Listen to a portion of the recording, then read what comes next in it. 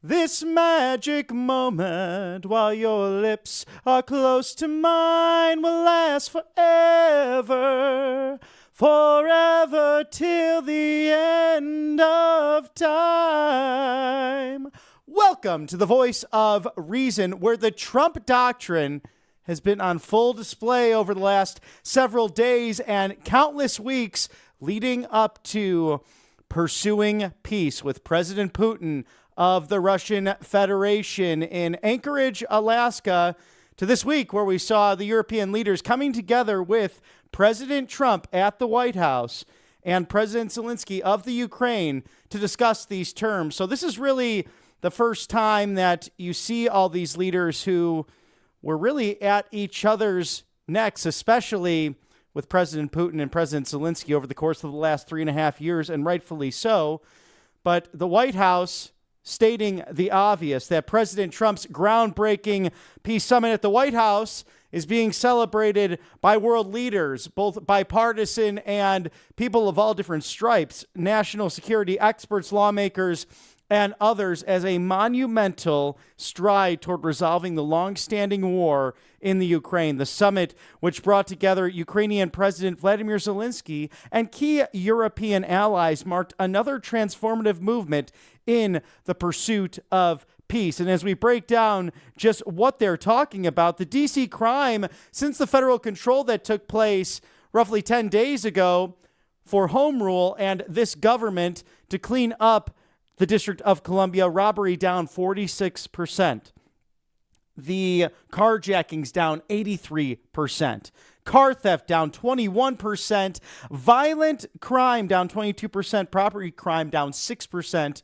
All crime altogether down 8%. So the Trump doctrine truly is that of peace through strength. It's common sense. It's also taking all of this and putting law and order first and foremost. NATO Secretary Mark Rutte, without President Trump, this deadlock with Putin would not have been broken. He is the only one who could do this. General Jack Keane, who at times has been on the opposite side of President Trump's approach to this war in Ukraine, been very, very compassionate towards the Ukrainian government. You can't overstate the significance of what we all witnessed, and to describe it as you have and others as historic certainly is factual. What we saw there is the undisputed global leader sitting down with the prominent leaders in Europe and President Zelensky to discuss a pathway forward for peace, and it is stunning.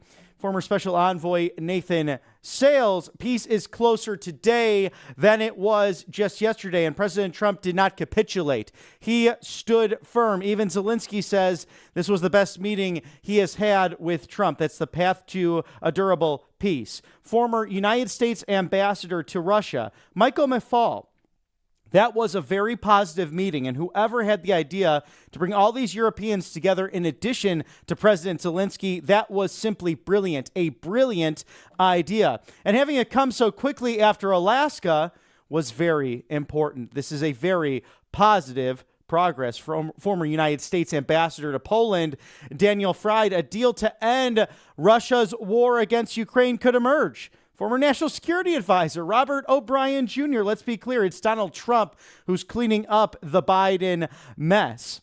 And the Lexington Institute Vice President for Defense, Rebecca Grant, this is the 100% restoration of American leadership, with NATO and our European allies united with us in a way that we've never seen before. Trump has really done a great job at masterful leadership, and this comes, mind you, 80 years after the end of the victory in Japan. This is the end of World War II and the beginning of this transatlantic alliance, which is now seeing its restoration in an extraordinary new way with the Trump doctrine. Larry Kudlow, if anybody can get a peace deal and end the Russian war on Ukraine, as I've said before, it's President Trump. And right now he's moving at warp speed, bypassing a ceasefire and moving straight towards that peace deal. It appears that he has already got a NATO-like security guarantee agreement from President Vladimir Putin. Harold Ford Jr., the former Democrat representative in the volunteer state of Tennessee and television commentator, I give President Trump tremendous credit for where we are. And actually, we give credit to Harold Ford Jr., someone who's a true liberal who really is an old school Democrat, if you will, like his father was when he represented Tennessee and the Memphis area in the United States House of Representatives.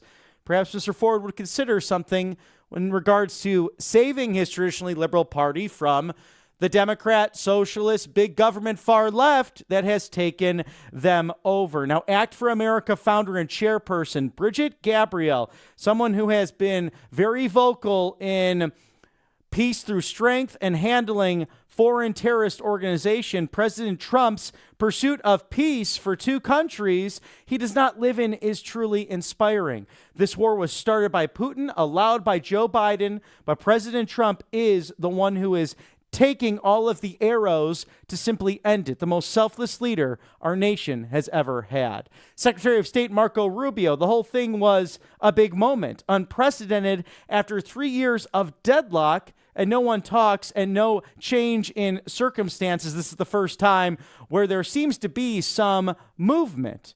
And Secretary of Treasury Scott Bessent. It was an incredible group to have in the White House, all led by President Trump, the culmination of what President Trump envisioned, and that call with President Putin. And my strong belief is that there will be a bilateral meeting between President Putin and President Zelensky. That's the only way to end this conflict, to get the two sides talking.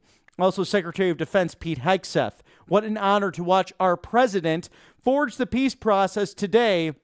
No other leader on planet Earth could do what he did in Alaska today at the White House. Or in the future, President Trump is tough and relentless peacemaker. The world owes him a debt of gratitude. And from Speaker Mike Johnson to Senate Majority Leader John Thune and Majority Whip John Barrasso to the Republican conference chairs of Tom Cotton to Marsha Blackburn running for governor of Tennessee, Katie Britt here in Alabama, and Senator Ted Cruz of Texas, among countless others, all praising President Trump in his pursuit of peace. And it again once leaves this modern Democrat Party and the Palestinian senator himself from New York City, Chuck Schumer, really nothing to counter with, because this is extraordinarily bipartisan. As we saw Caroline Leavitt, the superstar, tell Jackie Heinrich this week, it's really simple that peace has been pursued and that it will happen. And whether it is that bilateral meeting forthcoming between Putin and Zelensky, or both gentlemen have asked for President Trump to be present if it is truly a trilateral meeting.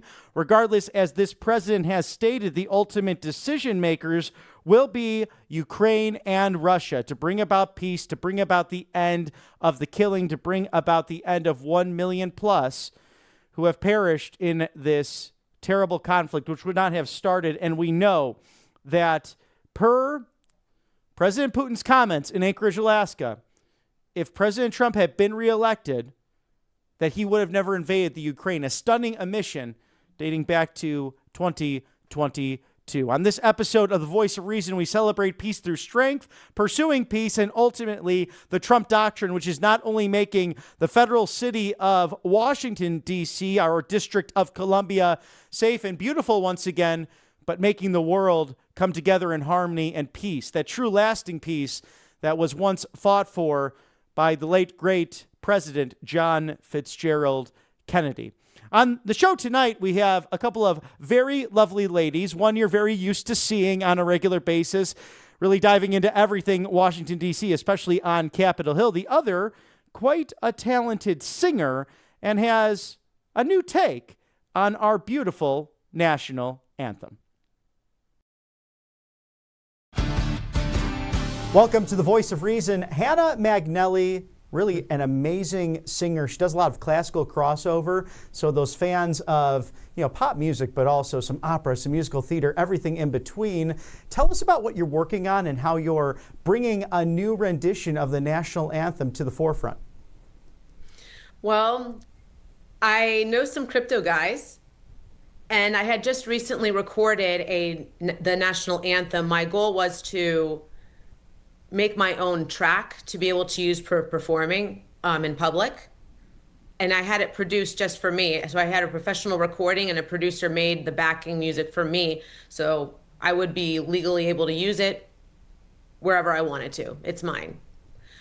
And in the process, obviously, I had a professional recording with this producer at his studio.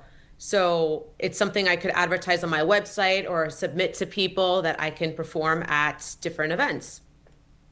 And that being said, this crypto guy said, you know, you should tokenize this new rendition of the national anthem. No artist has ever done this. And this is new to me. I think it's new to a lot of people.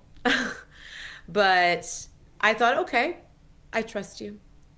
And so we took my recording and decided to tokenize this new rendition of the national anthem as the first artist to ever tokenize the Star Spangled Banner. Yeah, I find it interesting because we know gold and silver, a great currency to have that's really lasted, 6,000 years of human history. But this crypto stuff is new, and the government wants to regulate it. All of this discussion and debate over crypto. What are some of your thoughts to really create financial freedom for artists, but also perhaps another way that artists can hold on to their copyrights? Because people like Stephen Foster from the 19th century gave us all this beautiful music and then sometimes passed, and we know in his case, died and left the world without anything. And we know you can't take it with you, but it just seems like a shame when they can't protect and copyright their own artwork.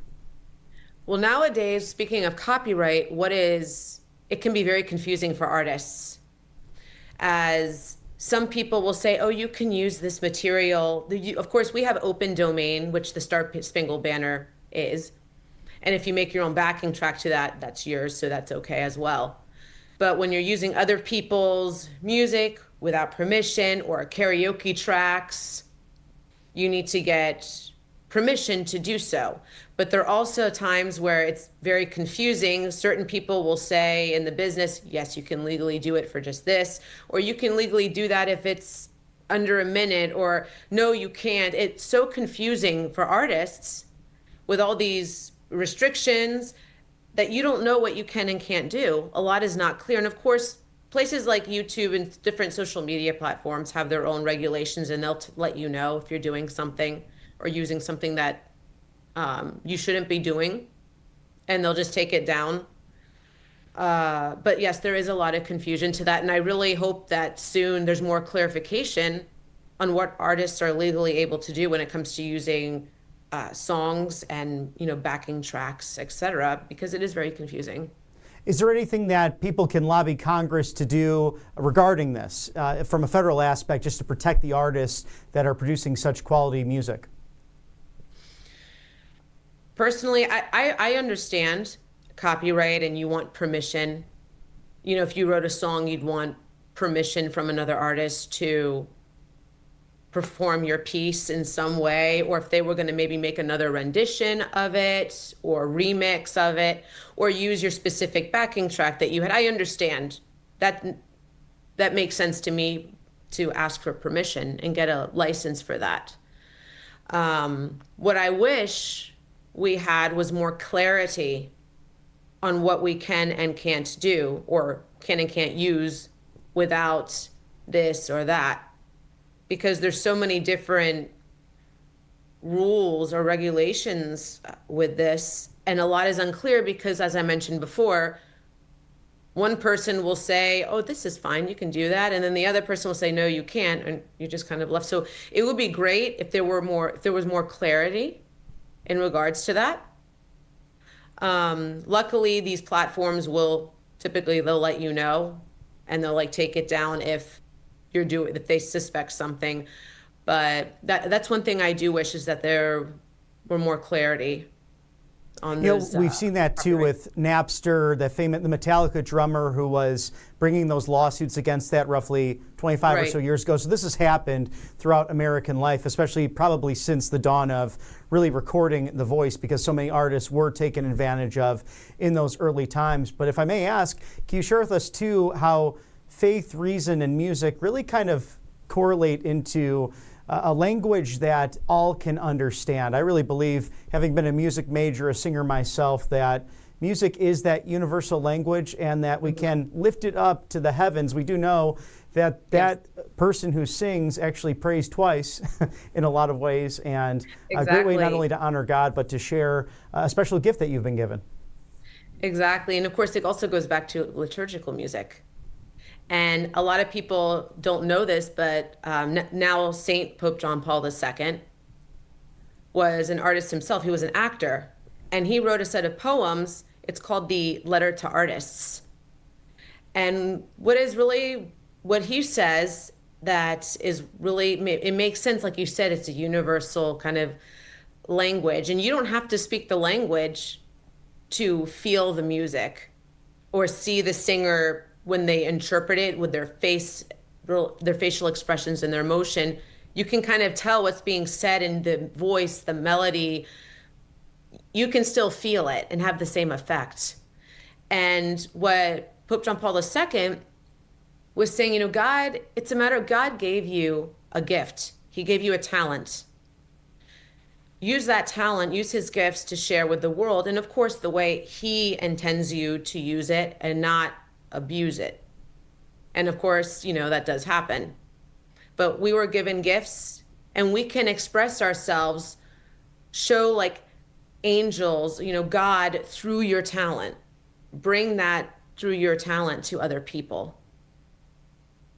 It was funny. It reminds me of a story going back to high school, Hannah. It was a deacon in the Diocese of Rockford outside of Chicago, Illinois.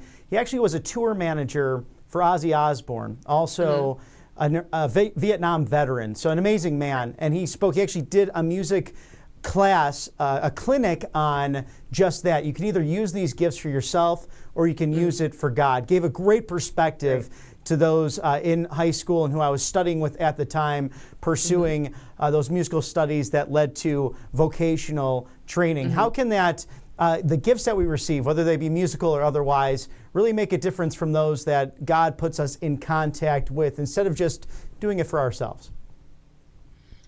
Well, definitely it takes humility to do that, because everybody likes attention. Everybody wants that dose of dopamine, all these likes on your social media posts, and that's human nature. We like that. And I don't see anything wrong with that, but again, don't abuse that into taking that pride in where it affects other people. You can have pride in what you do and all of your accomplishments. You work hard to get where you are, you practice, you're proud of yourself. And it's good to have confidence that that you're good, you are good enough. But like I said before, it does take humility to share your gifts in a way that you are trying to help other people, not just necessarily do it to get praise from other people. A very good reminder, absolutely. Yeah, now, don't abuse that pride. It's normal to be proud of yourself and to tell yourself, I'm good enough. But like I said, it does take that a level of humility to look outside of yourself and think of others. Yes, a much appreciated message from Hannah Magnelli, a wonderful singer, a beautiful voice. I can't wait to showcase this on the show tonight. But also, Hannah, where can we find all of the work you're doing now with this new recording of the national anthem, and where can those find you so they can support your beautiful music? Well, when it comes to the token, I do have it posted on my social media at Hannah_Magnelli, and Hannah Magnelli mezzo-soprano is the Facebook page. I have YouTube. The website for the token is anthem250.com. And it has the video introduction with the audio at the end of me introducing. And information, it talks about what do you get from investing into this token? How does it work? Because, as I said, this is new to a lot of people, and I understand it can be very confusing. It's been confusing to me too. I'm really happy to know that I have some people that really know what they're doing. But they explain it on the website so that you get more of a feel and understanding of what you're actually getting into if you choose to purchase a token. So right now, the token has not been launched yet. And it's pretty much owning a piece of history. You own a piece of the national anthem. And the tokens are going to start out at $17.76 per token, so $17.76. And the more volume, the more people that start buying, the value of each coin goes up. So the thing is the best idea is to purchase them early. It's kind of like Bitcoin. It was cheap at first, and people that knew what was coming, they bought a lot of it. I forget how cheap it was. I forgot, but it was cheaper. And it's very similar with these collectibles.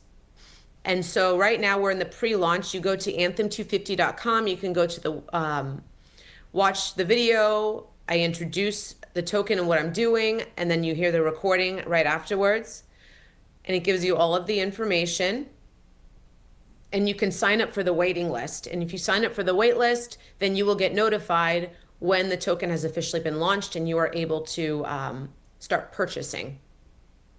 Well, I look forward to acquiring one myself, and I hope that you save a duet with me at some point, because it would be fun to sing with you. And I look forward to that. And thank you for joining us, Hannah Magnelli of the Artist Series, right here on Right Side Broadcasting Network's Voice of Reason. Please come back and see us soon. Definitely. Thank you so much. I would like to share a project close to my heart. As America's 250th birthday approaches next year, I wanted to create something that truly captures my voice and artistry in a unique way. That's why I'm launching the Anthem 250 coin, the very first tokenized rendition of the U.S. national anthem by an artist. This isn't just a release, it's a piece of history, a celebration of music, heritage, and innovation. Be a part of this milestone. Anthem 250, launching soon. Stay tuned and enjoy this patriotic rendition of the U.S. national anthem. Please go to anthem250.com for details and how to join the waitlist and be a part of this historic moment. Thank you, and God bless America.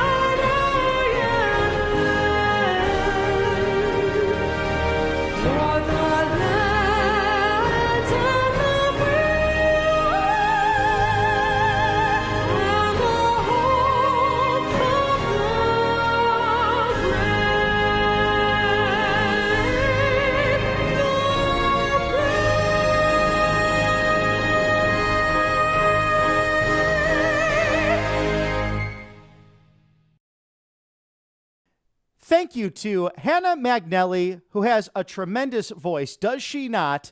It's nice to see the Artist Series continue to grow here on the Voice of Reason. And now, you might see her as the red dress in Washington, D.C., as President Trump puts it, someone breaking down politics and policy unlike anyone else. A friend of the network, the Daily Caller's very own Ashley Brasfield. And welcome back to RSBN. Ashley Brasfield of the Daily Caller. So much happening with this House Oversight Committee and the plans to interview a lot of people, including former Attorney General Bob Barr. And you wrote a wonderful report early this week just detailing how Robert Mueller, the former FBI director and special counsel, will not be testifying because of health issues. Do you think they give the same consideration to President Trump and everything he went through with all of that lawfare? Right. Well, I don't think they give the same consideration, first off. But I would say with Robert Mueller, the last few weeks, there's been reports from specifically Real Clear Investigations, Paul Sperry, stating that he had sources stating that Robert Mueller was in a assisted living facility, memory care, even some were saying. And so I reached out to Oversight right after the committee sent out the subpoenas. And of course, it was a short amount of time, so wasn't hearing much from them, but I knew they would be the first to know. So reached out, of course, back to the committee spokesperson who told me that that is correct, that Mueller will not be testifying. They will be withdrawing his subpoena to testify. I believe it was September 3rd. Of course, yesterday we saw Bill Barr testify before the committee. He was the Attorney General at the same time that it was Trump's first term, and of course that Jeffrey Epstein ended up dying in his jail cell, of course, and so was ahead of that investigation after his death in 2019 and going into 2020. So, of course, there's, a ton of people being, asked to come in, AGs from the Bush administration to the Trump administration, as well as former FBI Director James Comey is also expected to come. Former Secretary of State Hillary Clinton, former President Bill Clinton. And actually, we thought we would be hearing a lot more from the DOJ about documents being handed over to the Oversight Committee today now on Tuesday, but now they've extended the deadline to Friday. So there's a lot going on this week in regards to the Epstein probe going on with Chairman James Comer and the House Oversight Committee. And I expect that the weeks ahead, we're going to see a lot more developments on this. I really hope someone in those hearings in Congress actually asks Eric Holder, if he does not plead the Fifth, about the Fast and Furious dating back to 2009. I know it's not on topic specifically with the Epstein files, but the fact that the United States government was trafficking weapons across the southern border to Mexican cartels and that killed people, heroes like Brian Terry and our Border Patrol, is just atrocious. We know that because of the serial numbers that were imprinted on those weapons. But back to this, too, Chairman Comer stating that Attorney General Bill Barr cooperated with everything and also did say that if any of this Epstein stuff was related to the current administration, that the auto pen and the Biden administration would have probably released it against their political opponent, Donald Trump. Yes, that's exactly right. And even reaffirmed his belief that Jeffrey Epstein killed himself within his jail cell, even stating that President Donald Trump never made any requests or inquiries into the investigation in the death or during the imprisonment of Jeffrey Epstein. So basically clarifying President Trump's name in that investigation. And like you said, President Biden's administration probably weaponizing that, if that were true, against President Trump during the last 4 years. But of course, we never saw that happen. But, there is a lot going on. This goes all the way back, like I said, to the George W. Bush administration. I think one of the more interesting individuals coming to testify is former AG Alberto Goncalves. And we even are missing an attorney general that was finished out the Bush administration. I'm forgetting his name right now, but he was not even called to be subpoenaed. And the subcommittee voted on this to subpoena these individuals. It wasn't just Chairman James Comer. This is Democrats and Republicans' bipartisan effort here. So, this is a continuing investigation. Maybe we'll see some individuals being called in for more subpoenas as time goes on. But there's a lot of questions that are unanswered. This is a little different from, say, Russiagate, where half the country may have known what was actually going on. We've just seen document releases clarifying that recently. With the Epstein case, we still have a lot of missing questions, and the public doesn't know a lot. And it seems even people in government don't know anything about it sometimes. Now, Ashley, what's Washington, D.C. like a week after President Trump invoking that home rule? Are things safer? Looks like by the numbers, many arrests are taking place. We have heard good reports from the Attorney General's office, Pam Bondi, also the D.C. attorney, the U.S. attorney in charge of this operation, Judge Jeanine Pirro, of course, will be prosecuting many of these individuals and people who are committing crimes in the district. But how do you feel there as a resident, and do you feel safe in the streets? Yeah, well, I felt a lot safer. You never you can feel completely safe, I would say. But at the same time, the National Guard presence, the ICE presence, DEA was just around my apartment building in Navy Yard. That's been a huge area where a lot of conversation has been happening due to the proximity of in the area of Anacostia, where a lot of crime occurs. And, there's been reports of upped presence with, law enforcement and National Guard. I actually walked by Union Station to check it out myself. I take that route quite a bit, covering Congress most days. So I checked it out myself. Tons of National Guard trucks out there. And, I would say it's more deterrence. Their presence, I would say I felt a lot safer. There was not homeless people sitting out, overdosing in front of Union Station, which used to be kind of a trademark in the city of DC with restaurants and areas to sit and socialize and, build community in reality. And so we saw that deteriorate. But I would say the up presence of law enforcement has definitely helped the matters. Very interesting. And do you think that these people will come back early, these members of Congress from their vacation, with all of the people that are forthcoming in these investigations? Because it seems like they have a lot of work to do leading into the 2026 midterms. You're exactly right. And I think just in September, they have a ton to do, especially within the House. They have appropriations bills to pass before a government shutdown lingers at the end of the month. So I think even with the executive nominations that need to still occur, many of the nominations President Trump has made for civilian nominees and judicial nominees have not been put through in the Senate. So, yeah, they have a lot of work in the month of September, I would say, battling between the Democrats. They also talked about a rules change when it came to the nominations due to the unprecedented amount of blocking that the Democrats have done on those nominations just in general. So lots of work to be done between the legislative session and the executive session within the Senate, but the House has a lot to do as well. So, that deadline, when they come back after Labor Day, they have a lot to work on and put their heads down about. And Ashley, last week you had the opportunity to ask President Trump a question at the Kennedy Center, and he said, "Hey there, red dress." So is that the new terminology for the dashing and daring Hill correspondent at the Daily Caller, Miss Red Dress, Ashley Brasfield? Yeah, well, it was an honor to ask the president a question. Of course, I think the red dress definitely helps. It looks like a big MAGA hat, I would say. But had the opportunity to ask him about the selection process and how involved he was in those Kennedy Center nominations for the honorees. And he said he was about 98% involved. So I would say that's pretty good, especially with all the things he has on his hands, foreign policy, domestically. So it was really great to see. It was a really fun ceremony to be at. I know you couldn't see behind the cameras. There wasn't that many reporters there, so lots of opportunity to ask questions. We saw our good friend Brian Glenn, who we saw got a great question to President Zelensky and President Trump a few times yesterday, and he even got a question. So it was a great time, and it was great speaking to the president. Hopefully some more opportunities to come. And definitely a tire spoken of this week between the president of the Ukraine, Mr. Zelensky, and our friend Brian Glenn. No question about that. Ashley Brasfield covering all of the culture, the politics, everything on Capitol Hill, in the Beltway, even at the Kennedy Center. Always a pleasure to have you on Right Side Broadcasting Network. Thank you for having me.